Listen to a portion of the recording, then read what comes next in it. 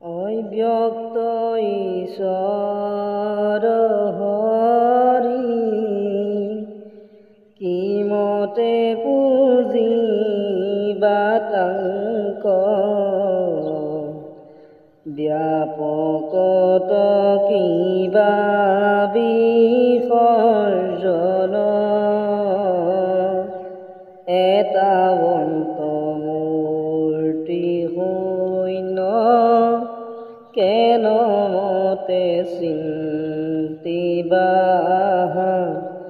ৰাম বুলি শুদ্ধ কৰা মন। অব্যক্ত ঈশ্বৰ মানে ঈশ্বৰ ব্যক্ত নহয়, তেওঁ অসীম, নিৰাকাৰ, ৰূপহীন চেতন শক্তি। তেনে অৱস্থাত তেওঁক কিদৰে পূজা কৰিব পাৰি? ব্যাপকত কিবা বিসৰ্জন, ঈশ্বৰ সকলোত উপস্থিত, তেওঁক ত্যাগ কৰা সম্ভৱ নহয়, তেওঁ সকলোৰে ভিতৰত আছে। তাৰপৰা কৈছে মূৰ্তি শূন্য কেনমতে চিন্তিবাহা, ঈশ্বৰৰ কোনো এক নিৰ্দিষ্ট ৰূপ নাই, তেন্তে তেওঁক চিন্তা কিদৰে কৰিব? সেইকাৰণে আমাক উপায় দিছে ৰাম বুলি শুদ্ধ কৰা মন। ঈশ্বৰক উপলব্ধিৰ একমাত্ৰ পথ হৈছে মনক শুদ্ধ কৰি নাম স্মৰণ কৰি তেওঁক আমি পাব পাৰোঁ। ৰাম কৃষ্ণ নাম ঈশ্বৰৰ এক জীৱন্ত স্পন্দন, নামৰ মাজেৰে তেওঁৰ উপস্থিতি অনুভৱ কৰিব পাৰি। যিটো জনে কৃষ্ণ কথা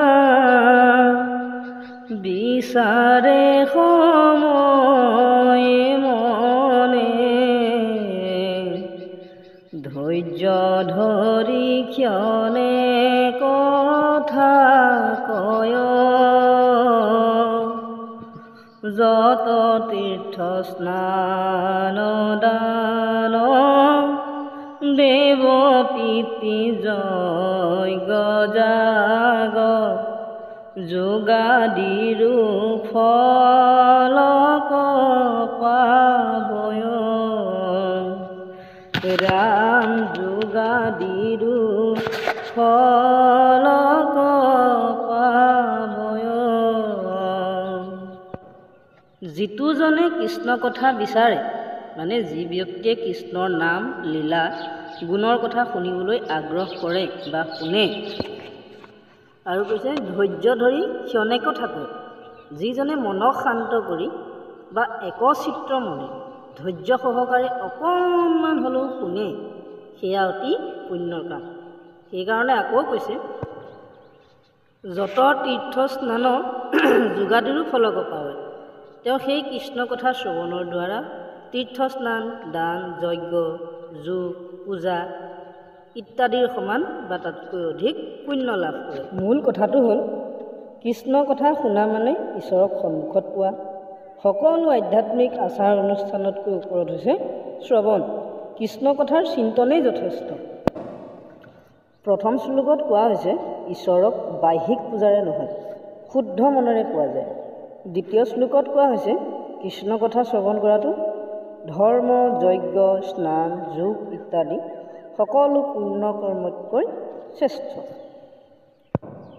মূল কথা হ'ল আমি বাহ্যিকতাৰ মাজত ঈশ্বৰক সন্ধান কৰোঁ, কিন্তু সত্য ঈশ্বৰ অন্তৰত থাকে। তেওঁৰ কোনো ৰূপ নাই, কোনো মূৰ্তি নাই, তেওঁ অসীম, অব্যক্ত, নিৰাকাৰ। তেওঁক কিদৰে পূজা কৰিব, ক'ত বিসৰ্জন দিব? তেওঁ সকলোতে আছে, তেওঁক চিন্তাবোৰে ধৰা নাযায়, আকৃতিৰ সীমাত বন্দী কৰিব নোৱাৰে। সেইকাৰণে কৈছে ৰাম বুলি শুদ্ধ কৰা মন। এই দুটা আছে মুক্তিৰ মূল কথা।